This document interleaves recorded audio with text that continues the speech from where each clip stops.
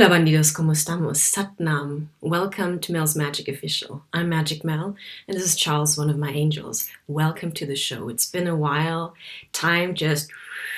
you know what I'm talking about, no? But we just had the full moon in Sagittarius, and I feel it was a powerful one. So let's check in with where you're at.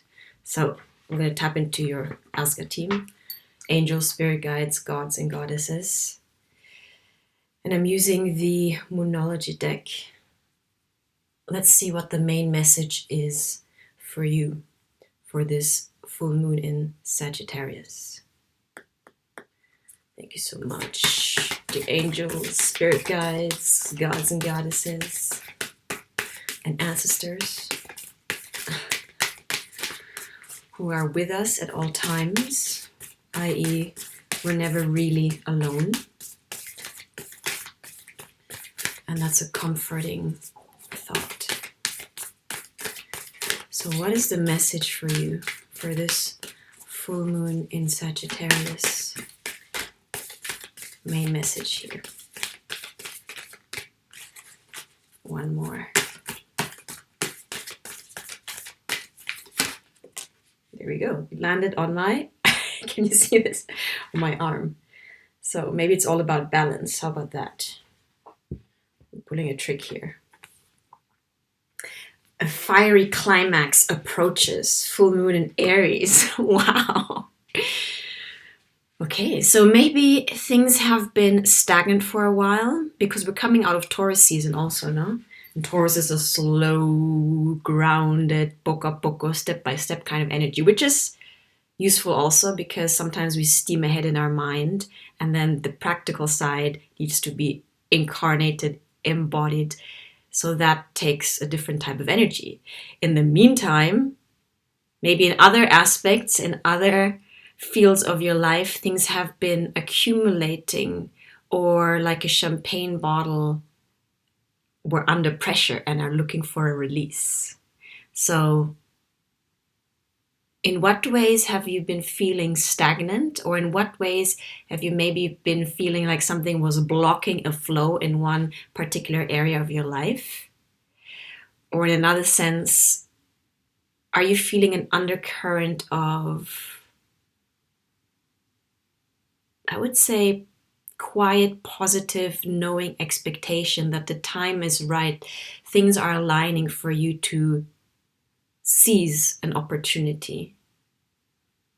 Because I know it sounds cliche, but sometimes we want to act out on ideas and our vision, but it's not the right timing. So we can try and push and pull and coerce things as much as we want. It's just not the right time. So it feels to me that now things are clearing up and things are coming to a climax. But I'm curious. I want to see what the Moonology deck says about this too, right? So full moon in Aries. Aries is a kind of go-getter energy, no? Are you an Aries? Let's see. All right.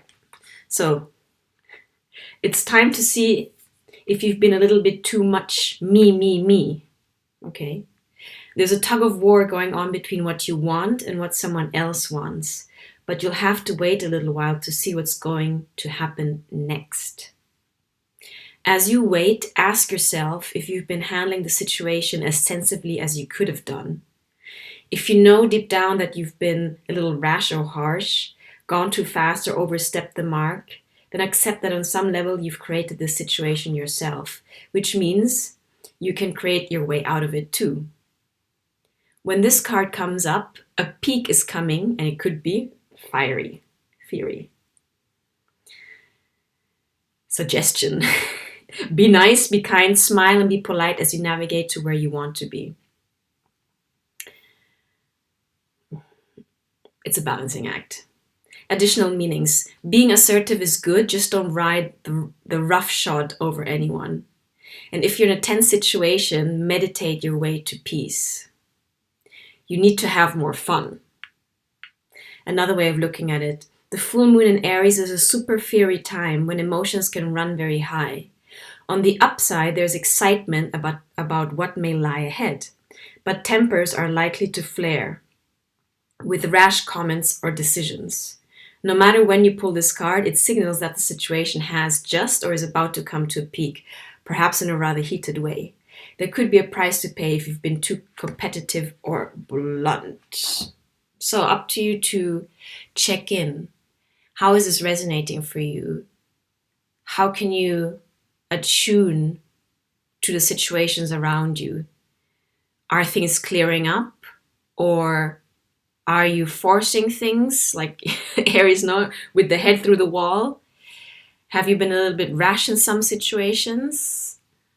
I'm smiling because I know I've been in one, definitely. I just ran out of patience.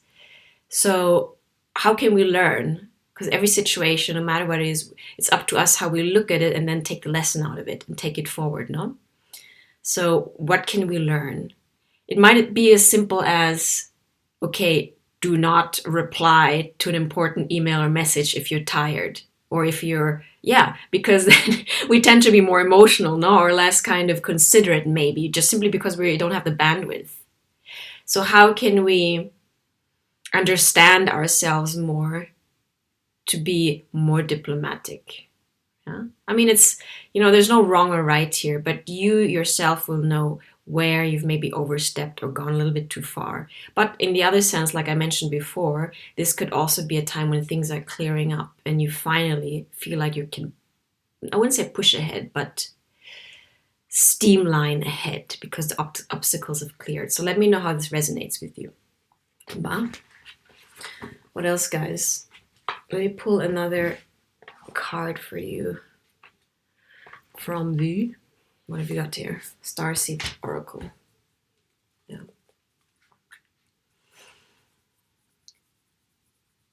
What else is coming to the surface with this full moon in Sagittarius? I know I'm a few days behind, but the full moon energy is always there, like 2-3 days before and 2-3 days after. So actually the energy is just right now to tap into. So what is coming to the surface for you? Because the full moon is also time to look at what's been in the shadow. The full moon illuminates hidden aspects, because we can't be like 360 degrees conscious of all of our aspects all the time, no? So we see those aspects reflected in other people, in the way we treat other people, and what is reflected back to us. So let's see what the message is here from the Starseed Oracle. Okay. I'm feeling mellow, guys. I'm a bit spaced out because I'm in another time zone. I'm doing a training and it's on another continent taking place in that time zone. So I'm adjusting to that time zone. So I'm a little bit spaced out. Star family, you're part of a team of souls. Call in support. I don't know if you know about the concept of the oversoul. So the oversoul splits into different souls, but it's like a family of souls that you're part of. And you basically have the same base resonance. So there's going to be people in your life, or including animals, that you just have this, like, we get each other vibe. Like, where I'm coming from. It feels like home kind of vibe. So you have a star family, you're part of a team of souls. Look at all these souls coming out of an oversoul. Call in support. Maybe you've been feeling, like you don't really vibe with people, or you're looking for your tribe. The more you just are yourself, just like, okay, this is me. The more you shine that light of your authenticity, the more other people who really belong, resonate with you, can find you. But if you kind of hide behind a mask and try and fit in and all of that, we're past that, no? I hope so. Then it's difficult for your soul family to find you. So remember to just like put off the mask, show yourself, your unique, beautiful self, and let others find you. Because those who will resonate with you will find you, okay? But they need to see your light. So call in support also, like I always do, I always tap into your spirit team. You can connect with them. You got to make the call, though. I always tell you, it's like free will in that sense. You have to initiate the connection. Pick up the phone, pick up the psychic phone and just ask and you shall receive. Well, but I'm also curious about this, so I'm in reading mode. So let's see what the message is here. Star family. At some stage, we're each part of a soul cluster, a gathering of souls who broke away from one another to experience themselves individually. Those who are part of your soul cluster are part of your star family. Your star family are those souls who are cut from the similar cosmic cloth. You haven't just experienced lifetimes together, your souls are once actually one, i.e., oversoul. It's very common for star family members to incarnate at similar times to work with anchoring a similar frequency of light and to cross paths with each other. You know that someone is part of your star family when you feel like you know and remember them from the moment you meet. They feel instantly familiar and comfortable. Homecoming? Time both passes quickly and stretches when you're with them. You feel more yourself with them than with anyone else. It can sometimes feel like looking in the mirror because, in a way, you are. Often you'll go out of your way to help those in your star family, instinctively knowing it's part of your path. When a star family member dies, you feel it very deeply, regardless of how long you knew them. A certain soul mourning or soul breaking occurs. Think about the people in your life. Who do you feel is part of your star family? If this card comes up in a spread, it's likely that you've met someone who is part of your star family or you're about to. So ask yourself, who do you think is from the same star family as you, and how can you call upon them for support? You know, people may enter into your life, someone from your soul cluster, when they need your support or when you need their support or when you mutually can support each other. I actually feel like I met somebody, one of the many members of my soul tribe, and it's just this resonance thing. You just, it's a very intuitive knowing, like, aha, they're one of us. Same vibe.